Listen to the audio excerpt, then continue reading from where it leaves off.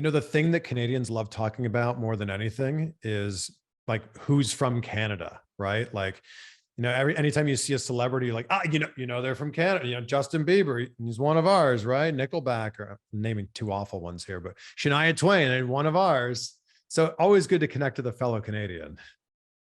Oh man, it's great to be on here, Chris. Thank you for inviting me on. And yeah, it's funny how we gravitate towards fellow Canadians when, especially in the sports and entertainment industry, like even in the NFL or Major League Baseball, whatever the case may be, we gravitate towards other Canadians. And we say, yes, he's from Canada. Awesome. He's from Calgary, Alberta, Canada, because that's the way you have to pronounce it. You have to pronounce the city, the province, and the country at the end. And it's always funny when people will be like, oh, they're from Toronto, Canada. You're like, no, you missed the middle one. Yeah. That'd be like saying you're from Los Angeles, United States. Like, no, you gotta say the province in there.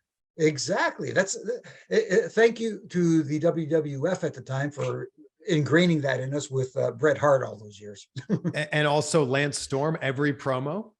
He was from Calgary, Alberta, Canada. Yes. Yeah, very much so. And that's where he got it from. That's exactly where he got it from. Well, it's always good to talk to a fellow Canadian. And Jimmy, you are a legend. So I'm just honored to have you on the show. Well, I appreciate that. Thank you. I hope I could live up to expectations. The interesting thing is, when you talk to somebody like you, who's a referee, I had Mike Chioda on not long ago.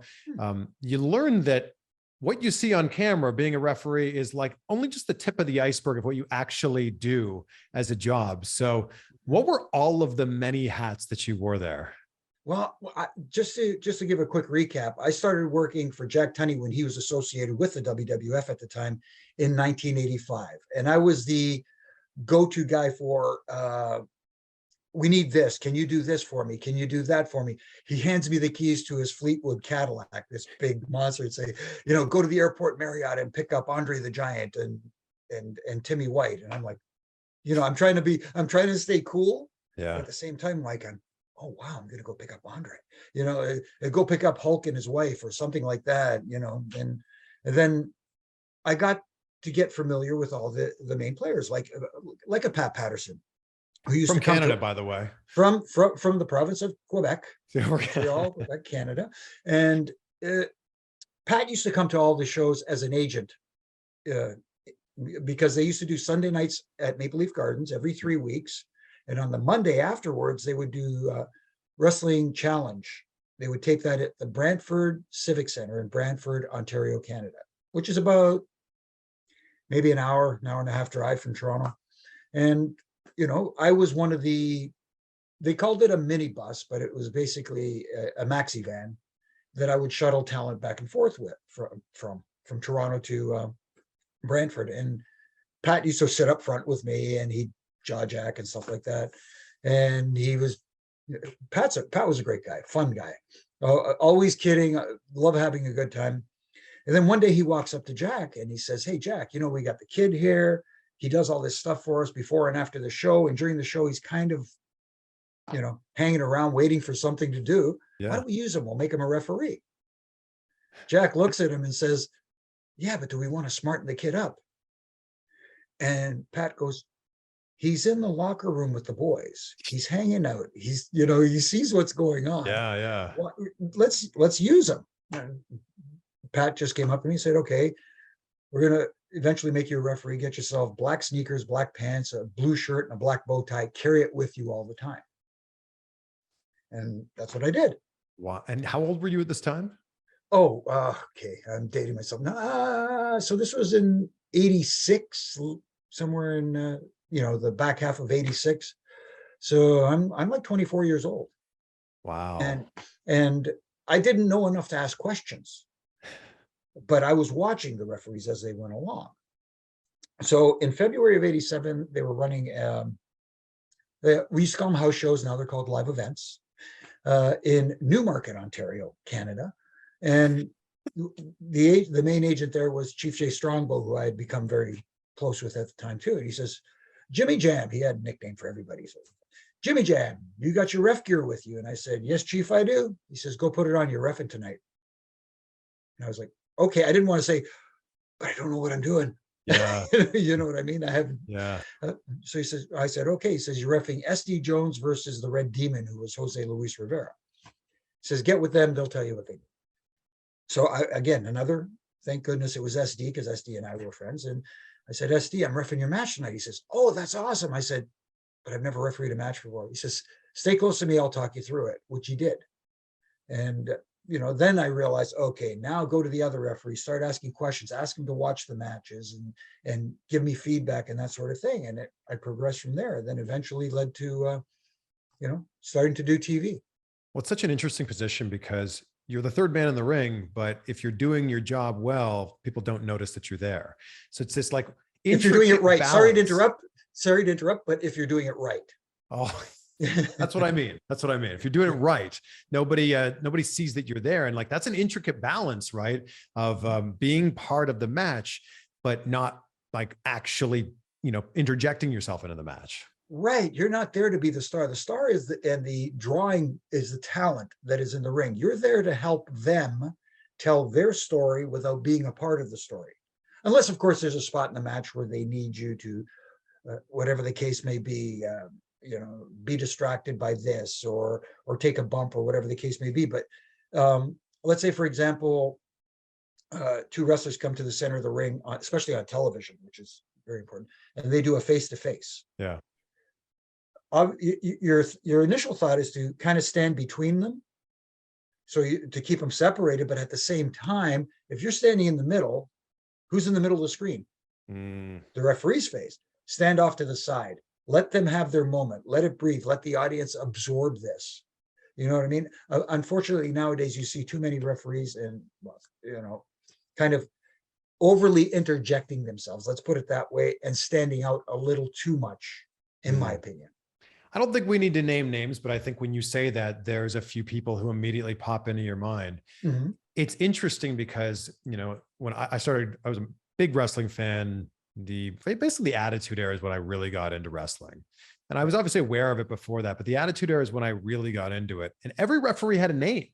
And somewhere along the line, that stopped being a thing. Like, when did that stop? No, that stopped after I had left in 2009.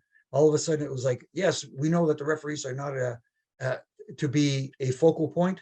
And for some reason, I couldn't give you a reason why, because that was someone else's decision.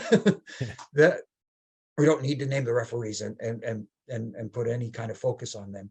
But if you watch any sport out there, and obviously professional wrestling is sports entertainment, as much as the hardcore fans dislike that terminology, that's exactly what it is. Yeah. And they try to emulate real sport. So in real sport, you have referee Bill Friday, you have referee Herb Dean in MMA, or Big John McCarthy. Yeah. So it's a little recognition, but at the same time, they're not making them the focal point. It's just, it's kind of like a little shout out. Yeah. So there's nothing wrong with that, but they've gotten back now it seems like under the Hunter regime, to at least acknowledge good job by referee so-and-so, or nice call by referee so-and-so, Because for so long it was just the official. Like, yeah, what a bad call by the official. It's like, well, I'm sure they have a name. Come on. Yeah, it was, again, under the assumption that under the thought logic that the referee is not there to be a distraction or a focal point, but sometimes you can go a little bit too far. And that was one of the things I think they went a little too far with nameless referee. Yeah. So before you got in with Jack Tunney, what did you want to be? What did you want to do for a living? I really was on the fence, because I thought I was going to take over. My dad was a mechanic, and he, owned a garage in Greektown in Danforth, which was kind of cool. And I used to, work there with him. And then I got some other jobs outside, because I discovered that being a mechanic was not my calling. And I gravitated to wrestling. I used to go to every show at Maple Leaf Gardens. I had, as a fan. And I went to the office one day and secured what would be the equivalent of season's tickets. I would have the same seats for every show. And if you remember back in the day, Maple Leaf Gardens had that ramp that went from the entryway all the way to the ring, level with the ring. I was second row ringside, right beside that ramp. And one of my hobbies was taking pictures. And what I would do is I would take pictures, and they used to have a place up here called Direct Film, where you double your prints for $1. So I'd get my prints developed. I'd keep a set for myself, and I'd take the second set to the next show and sell them for $2 a picture, which would help fuel my wrestling habit, pay for it. Sure. Yeah. You know, it was kind of cool. And I got discovered. Elio Zarlenga was working for Jack Tunney at the time, and I didn't realize who he was. And he comes up to me outside the gardens one day and says, can I see your pictures? I said, yeah, absolutely. Here you go. He says, how much are they? He said, I go, $2 each. He goes, you can't do that. I said, why? Why can't I do that? Who are you? And he told me who he was, and he worked for Jack Tunney, and, you know, and all this. And he says copyright and all this stuff he's going on about. And I'm going, oh no. He says, but you take pretty good pictures. So you know what? Just don't do it in front of the gardens. Go move down the street a little bit where you're not where everybody can see you. And then one day he says, you know what? I'm going to introduce you to Jack. So he introduced me to Jack, saying, you know, maybe I could bring you on board, because him and I became friends now. You know, I'd see him at indie shows and stuff like that. And he said, I'll introduce you to Jack. Maybe you can help me out, take pictures ringside. And I'm like, oh, this is going to be cool. Yeah. So he introduced me to Jack. He says, well, we don't need another photographer, but we'll find something for the kid. Wow. And So- that's that, which led into what happened afterwards, which we already talked about. Was there any point where you wanted to be a wrestler? Yeah, of course that thought comes into your head, but when you're Yeah. there and you're watching it up close and personal and seeing the icing and all the soreness that goes on backstage, sometimes it hits you and you go, oh boy. I say to my friends a lot, because I actually trained. I trained in Toronto at Squared Circle when I was 20. And Oh, I only really? trained for a few months because it was in between me going to school in Waterloo, Ontario, Canada. I went to Wilfrid Okay. Laurier. Oh, And awesome. I kind of had to decide, do I continue with wrestling school or school? And I decided, you know, I want to get my degree in communications and I'll figure out the rest from Right. there. I always say to my friends that all my friends that are wrestlers that are about my age, yeah, Mhm. they got some pain when they get out of bed in the morning. Mhm. And oh, look at that. Yeah. And I I'm like it. fortunate that when I get out of bed in the morning, my knees don't hurt, my neck doesn't Mhm. hurt, my back doesn't hurt. And I think I Right. feel like I made the right decision as a result of that. Yeah. So when you get in there with WWF at the time, what's the first big break for you? The first big break Yeah. in what regard? In refereeing? Yeah, maybe it's a match. Maybe it's someone kind of pulling you aside and going, Jimmy, you're doing great work. It was more along the lines of just listening to people and getting great coaching and you know, learning from some esteemed veterans. Like, yeah, I already mentioned Pat Patterson. Gerald Briscoe was a big help. Chief Jay Strongbow again, Rene Goulet, Tony Gurria. Those are all the agents that were a big help. And then, you know, obviously David Hebner was a big help back in the day. You know, and Earl as well. All those guys. Timmy White was awesome. So I had a wealth of veterans to learn from and absorb and be a sponge. What was the first big match where you went, oh my gosh, I can't believe I'm going to be in the ring with so-and-so? Oh, wow. I'm trying to think back. Big match. I mean, that's in the era. Maybe it was the first Hogan match. 80, yeah, I did a Hogan Mr. Perfect match at Maple Leaf Gardens. Wow, that's a pretty good one. Which is pretty cool. But being a part of the very first Survivor Series in 1987 Wow, was very cool. You know, and doing the women's match, you know, with the Jumping Bomb Angels and, you know, and Fabulous Moolah and that kind of stuff.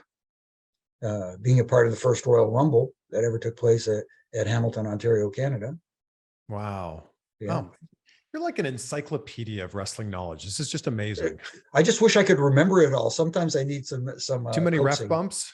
Too many ref bumps over the years. Yes. We'll get into that, but actually, I'm just interested about that. I feel like when refs take a bump, it's a different style of bump. It's not the traditional flat back bump. Right. Is that because you're not trained, or is it because you're trying to make it look like you're not trained? That part B, you don't want to look like you're taking a bump as a trained professional wrestler. It has to look a little bit off. Let's put it that way. You don't want to do it in a way where you hurt yourself. At the same time, like you said, it shouldn't be a clean, flat back and where the audience, especially the fan, goes, yeah, he's taken bumps before. He knows how to take a bump. It should awkward, maybe. It should look a little off. It's like a slight turn to the side, and then you guys always hide your face so you can't see anything that's going on. Right. Yeah, right. Well, so at least it looks like you can't see what's going on. Right. But that's there's definitely an art to it. When you took your first bump, were you prepared at all? Did anyone help you? Not so much. The first real big bump I took was actually on television. I even remember the town, Glens Falls, New York. It was on Superstars, and it was the 747 from the One Man Gang.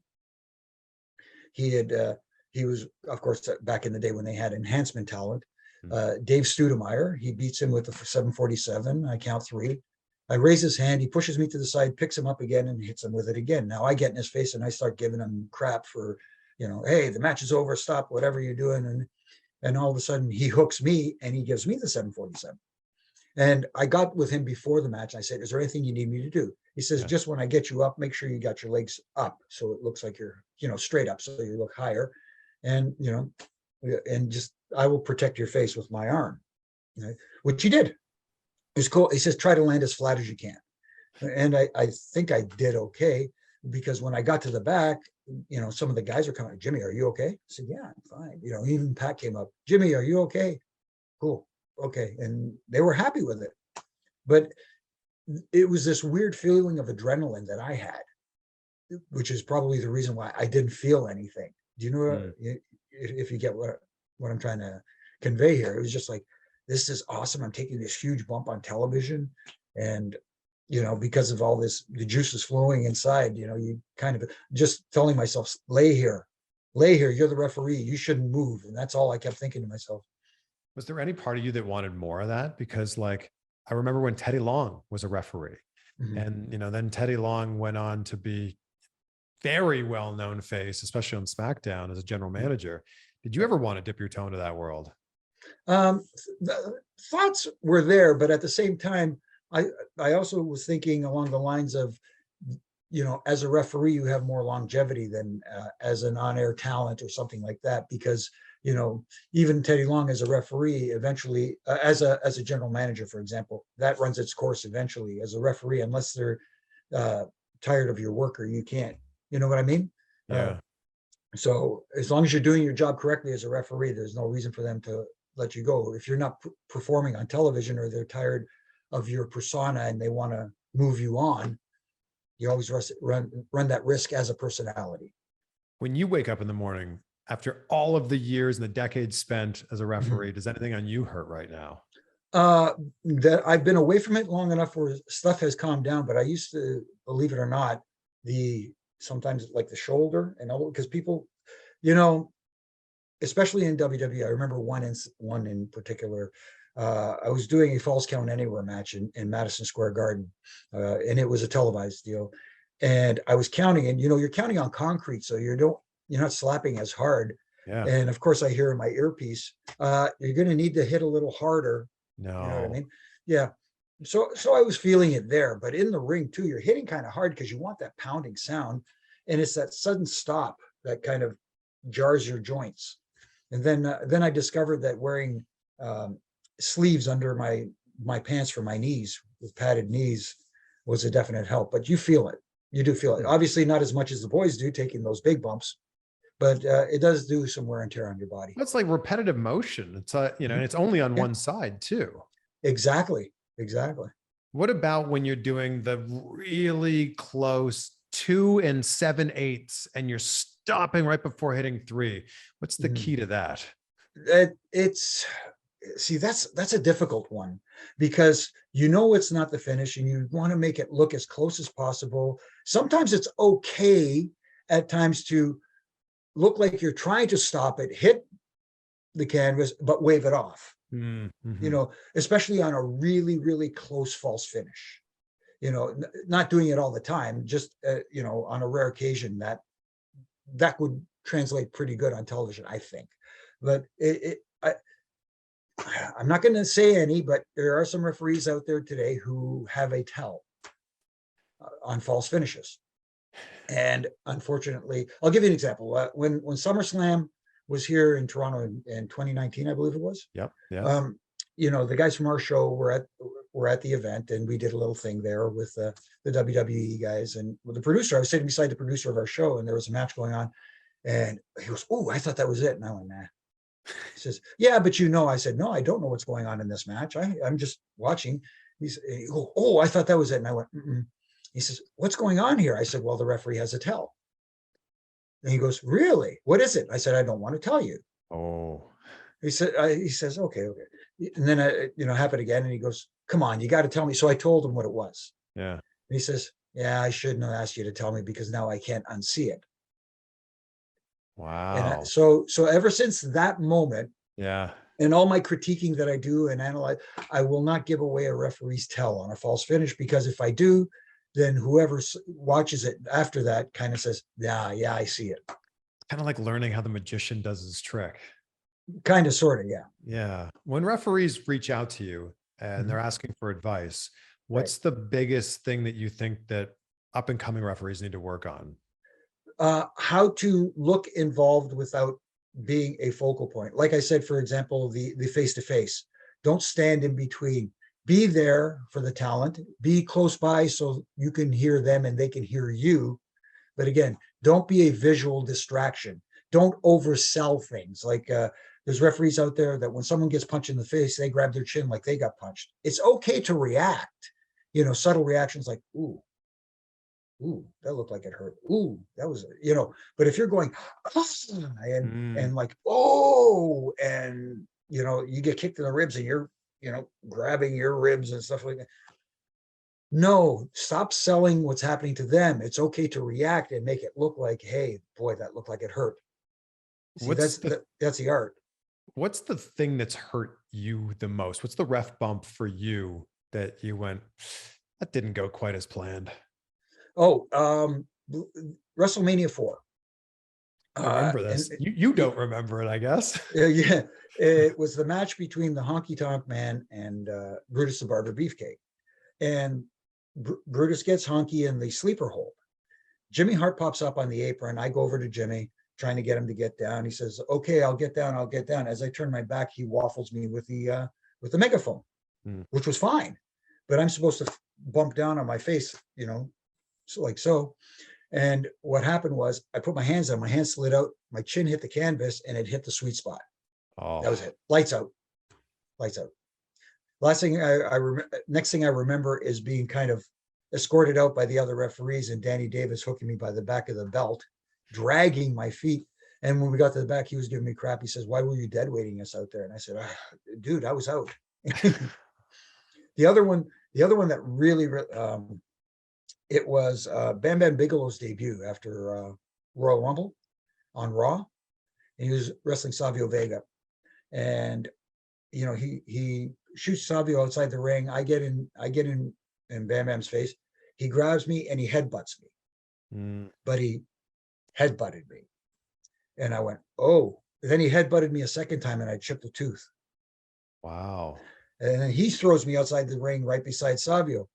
And Savio looks at me and goes, "You okay?" And I went, "I broke my tooth." And he goes, and he put his arm around me while we're all both on the outside ring. I just stay here, don't move. Wow. Yeah.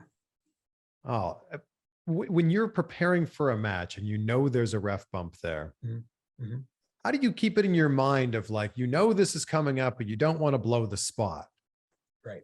Yeah, the whole idea. Yeah, you don't want to blow the spot and blow the bump, but you also don't want to give it away that you're taking one at the same time. Yeah.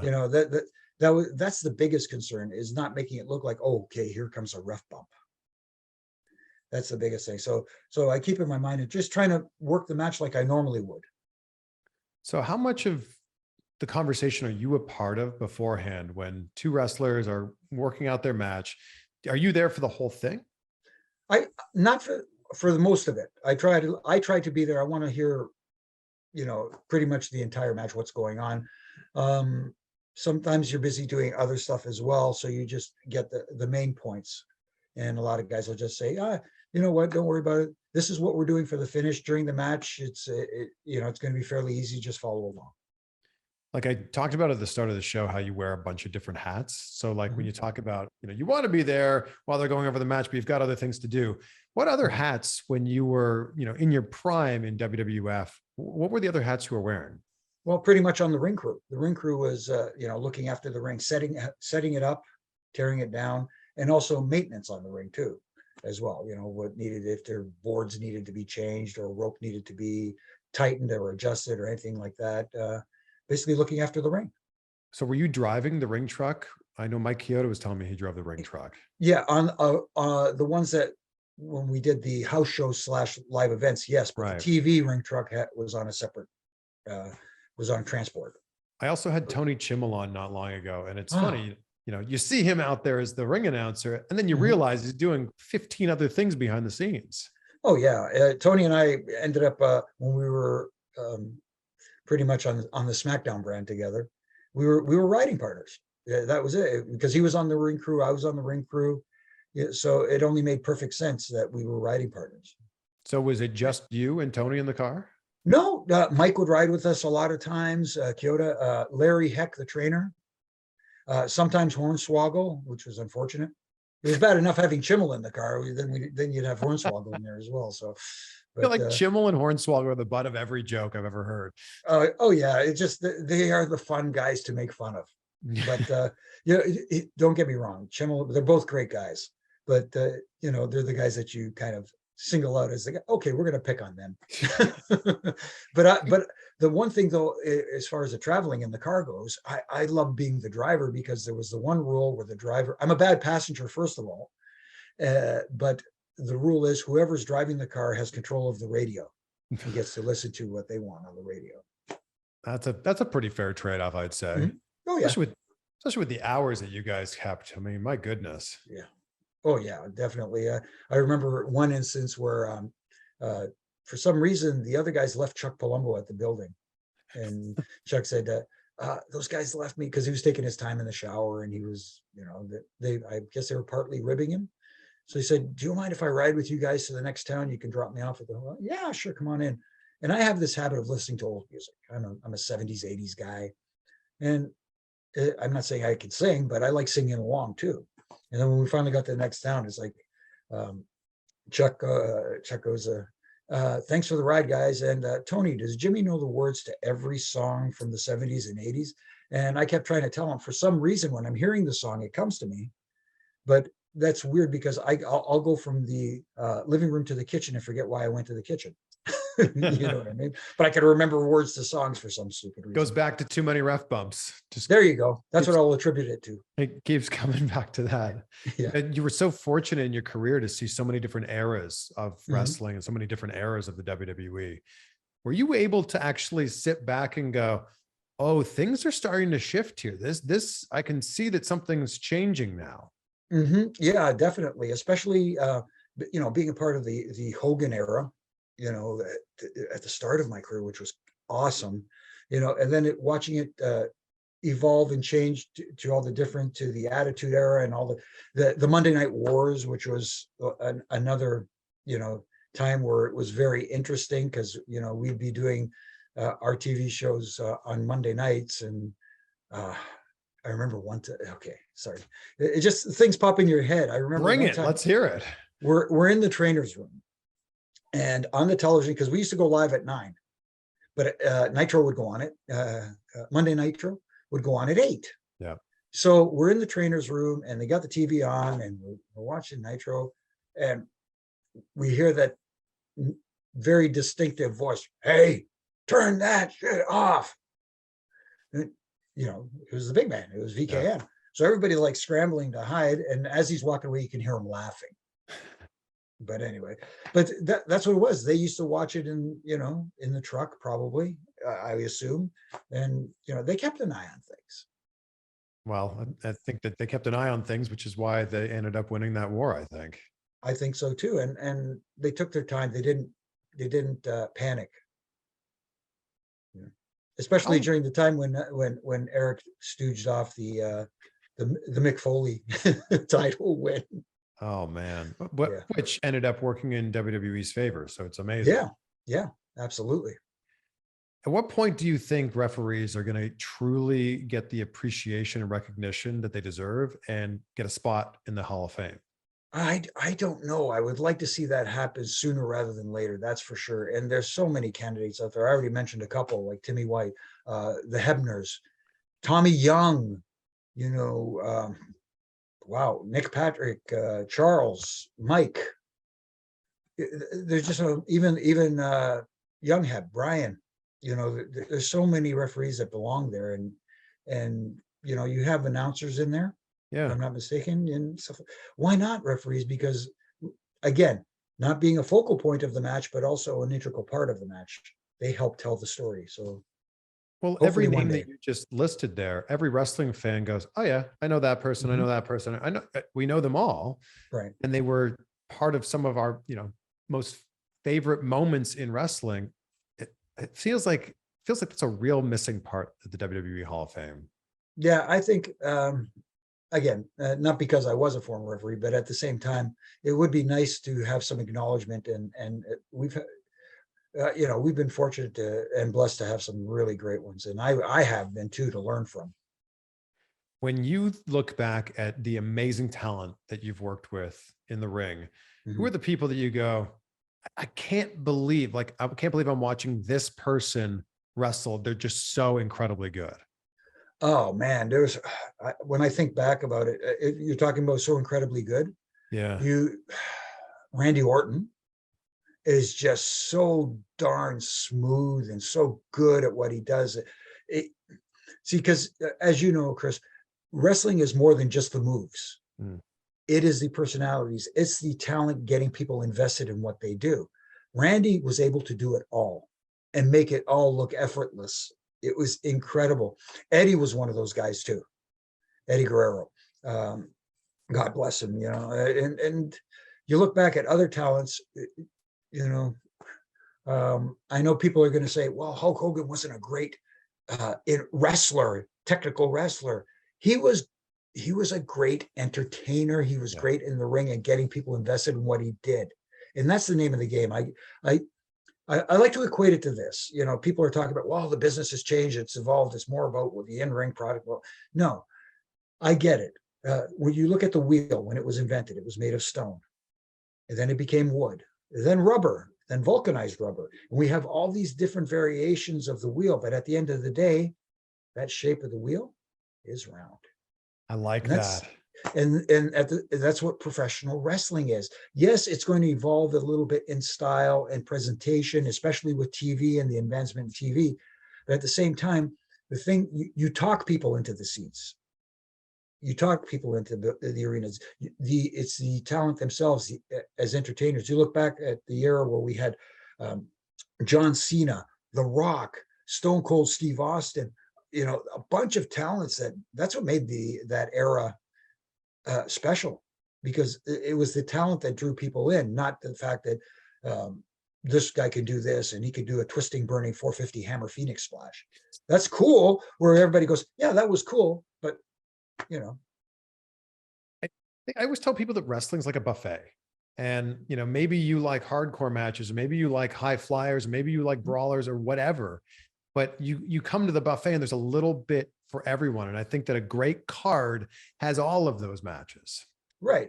And not everything might be your cup of tea. Look, Yeah. I could appreciate like what people call like spot fests, a match where there's a lot too much sometimes going on, but I could appreciate it. I could understand why fans like that. Some fans like that, some fans don't.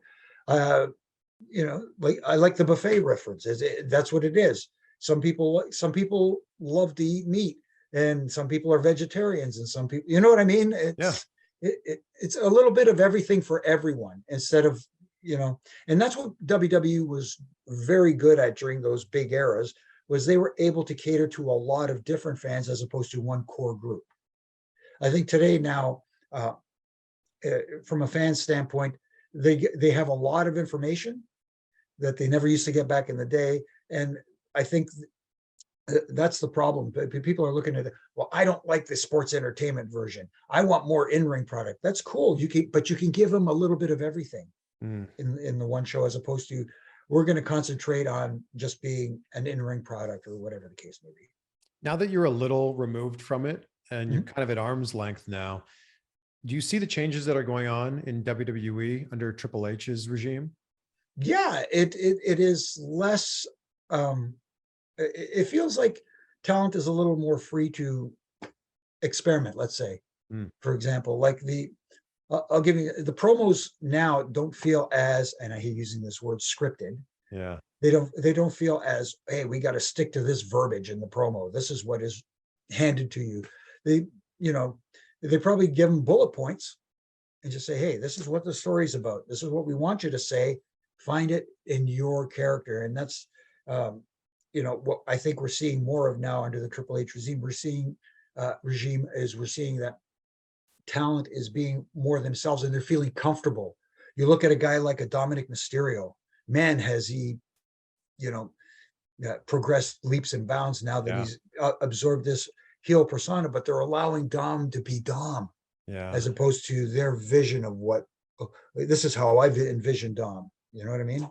And that's what I think helps. And you look at someone like a Ronda Rousey as a heel, it's okay, but it doesn't feel natural for her at this time. It doesn't feel like she's embraced that character. She needs to let loose and just go, if that makes sense, in my opinion, anyway. It feels like the perfect timing for something to change in WWE, with AEW, changing things up and kind of pushing the envelope with what they're doing. And now WWE is able to come in and go, all right, well, we're going to change things up a little bit too.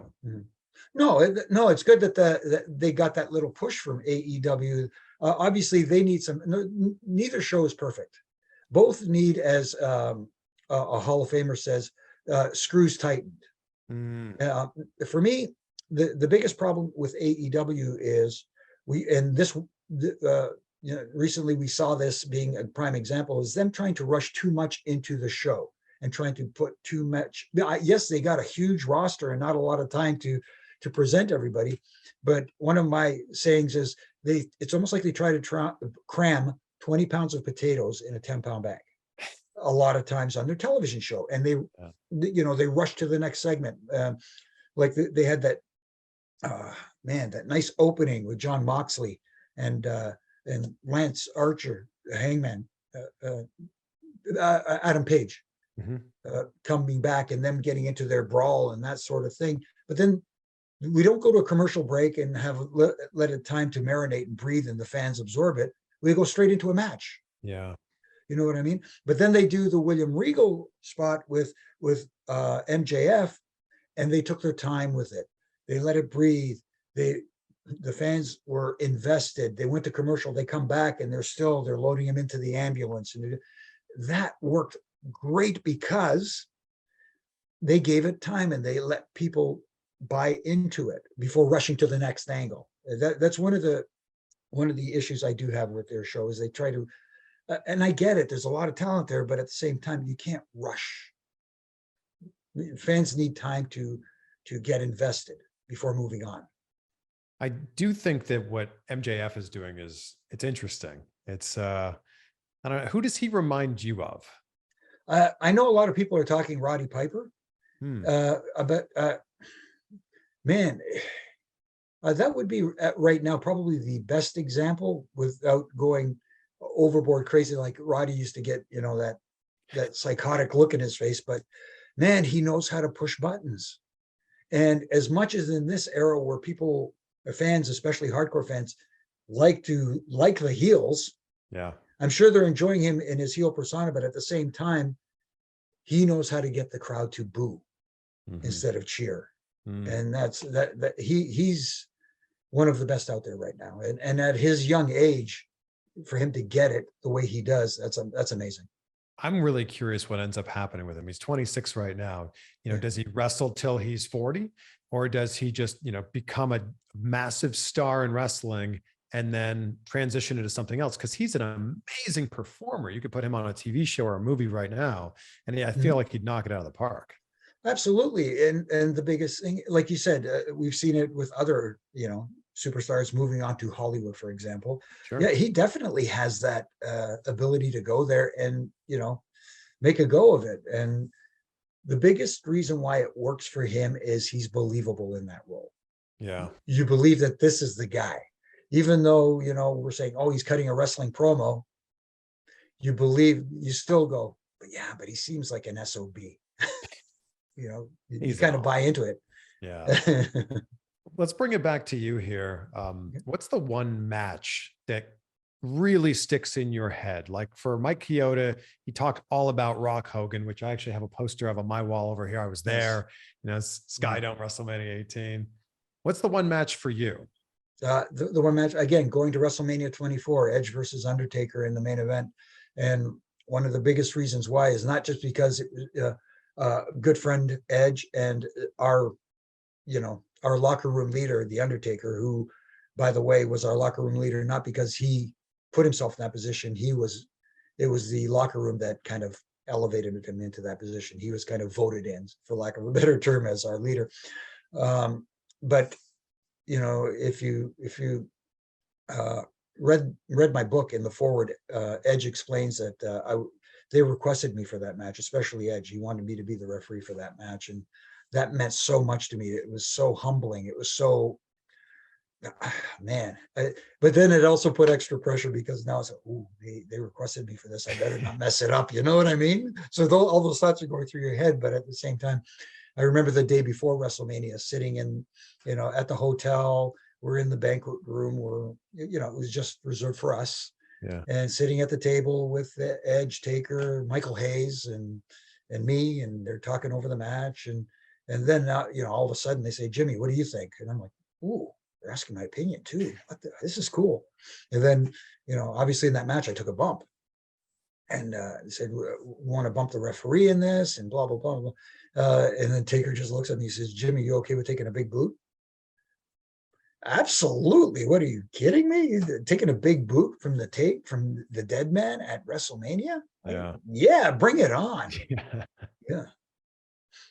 You were also part of, the most infamous moment in WWE history. Oh. What are your memories of that night? Do you actually remember what happened at Over the Edge? At Over the Edge? Oh my goodness. Yeah.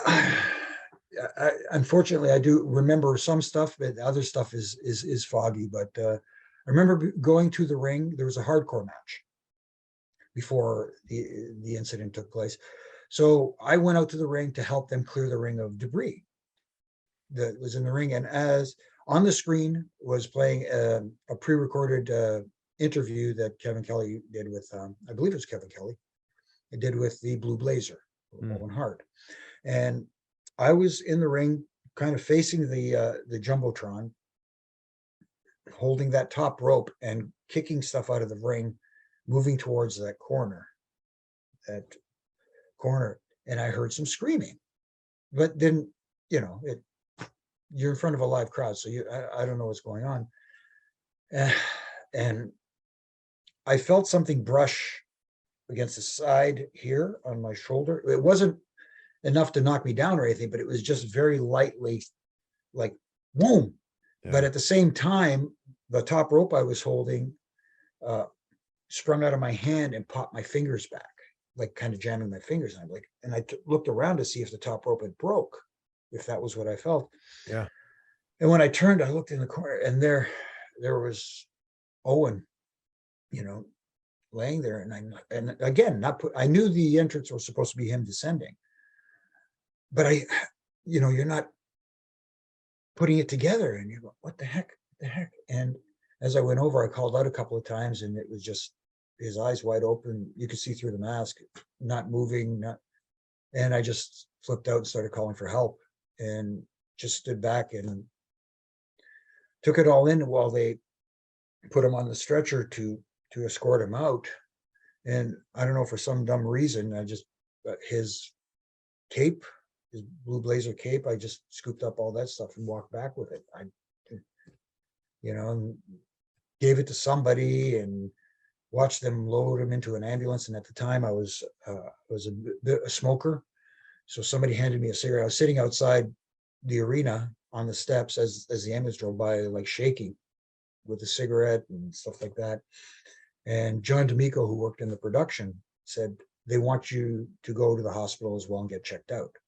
Wow. And I said, really? He said, yeah, they want you to go. So I said, okay, I'm going to go then. So I went and got checked out at the hospital, and they came in there and they said, are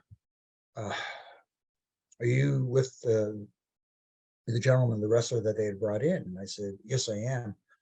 And I said, well, we're sorry to inform you that he has passed. And that was it for me. It was, I called my wife, who was my fiance at the time. I called her from there and just told her what was happening. And then from that moment on, after talking to my wife, I don't remember going back to the arena, getting my stuff, and going to St. Louis. I just remember waking up in St. Louis the next morning.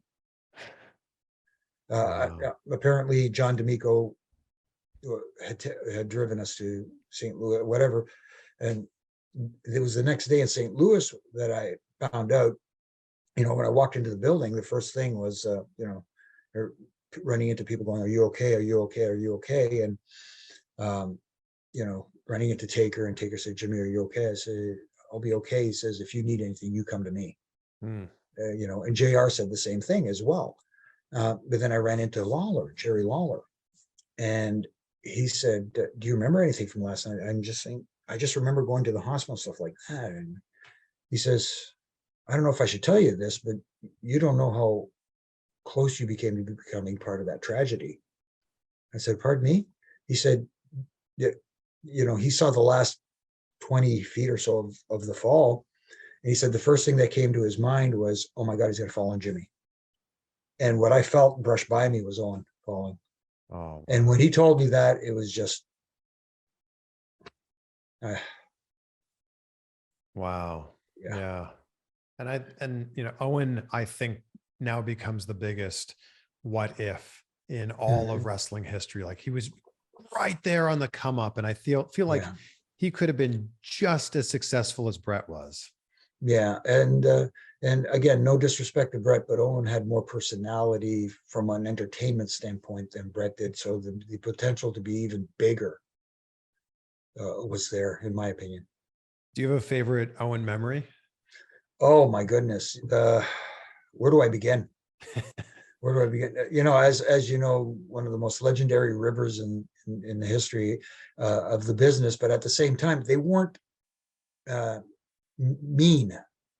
They weren't hurtful. They didn't, like, he got me one time at a hotel where I get this call in my hotel room, and from someone claiming to be from the front desk, and said, my credit card was declined. You have to come down right now. I go, it's like 3:30 in the morning. He says, no, can't we deal with this in the morning? No, we have to take care of this right away. And all this.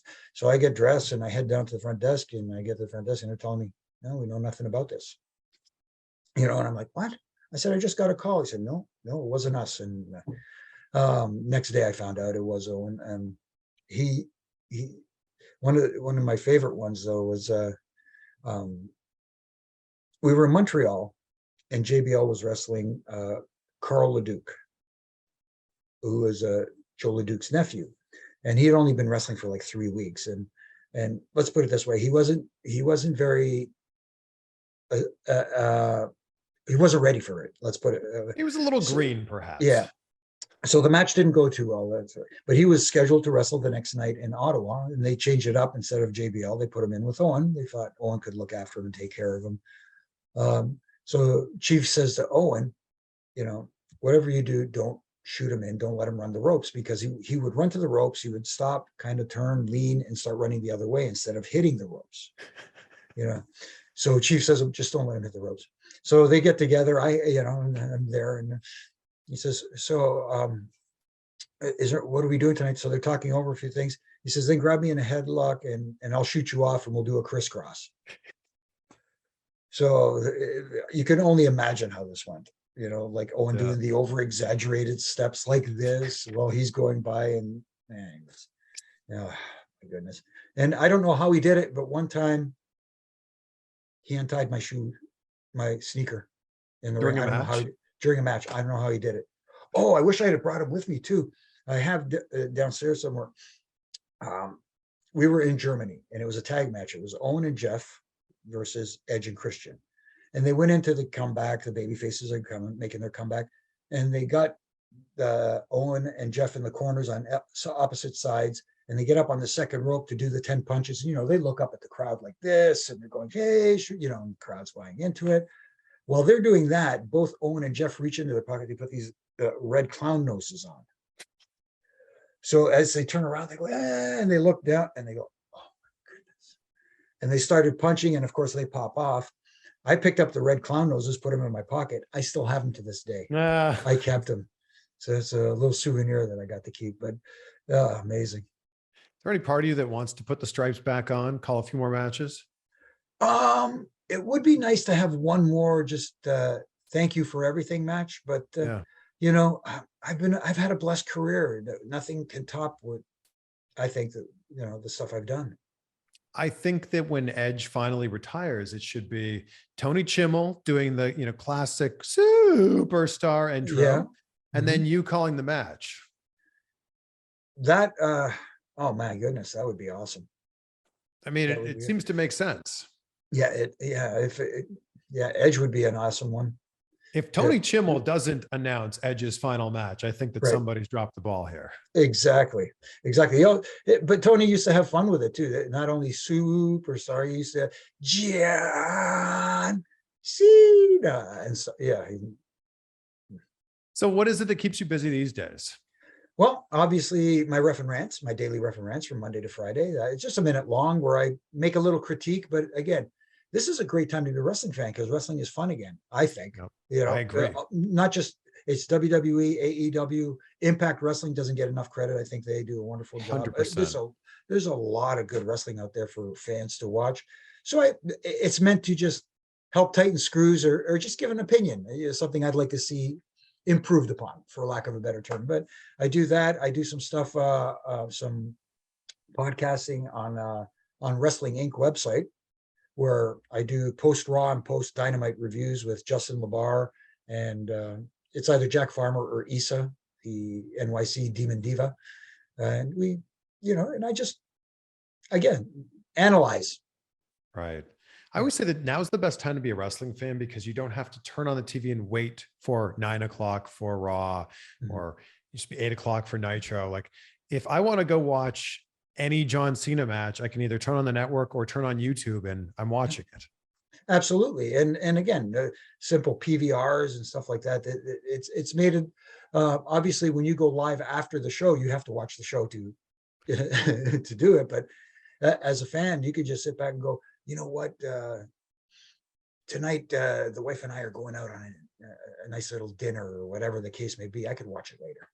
Yeah, if you're covering wrestling and you have to watch it for a living or get to watch it for a living, there probably is a point where you're like, yeah, do I have to watch every single Monday? Like, could I take a Monday off and just catch up on Twitter or something? No, eventually you can. Obviously you can take a holiday and stuff like that. But if you're home and you like it, you watch it anyways, why not? Yeah. The only difference is, sometimes I like to sit back and just watch and say, hey, that was fun. That wasn't, that didn't hook me. Oh boy, they got me with that one. Now I have to take notes and say, you know what I mean? Yeah. Well, Jimmy, this has been such a treat. Thank you so much for jumping on with us. And I end every conversation talking about gratitude because it's such an important part of my life. So what are 3 things in your life that you're grateful for right now? Oh my goodness, that I'm grateful right now. I'm grateful for outkicking my coverage when I got married. A beautiful, wonderful wife who understood the business when I was away a lot, and now has to put up with me on a daily basis, which is not an easy task. So I'm thankful for her all the time. I'm thankful for the career I had in wrestling because, man, I was blessed. I was truly blessed to be a part of that. And like you said, through so many different positive eras Yeah. You know, it is amazing. And for making lifelong friends while I was there, and who I still keep in contact with to this day. And, you know, I'm thankful for all of that. And for, of course, currently what's going on and still being a part of this business in some I form or love it. fashion. Jimmy, thank you so much. Oh, my pleasure, man. Thank you for having me, Chris.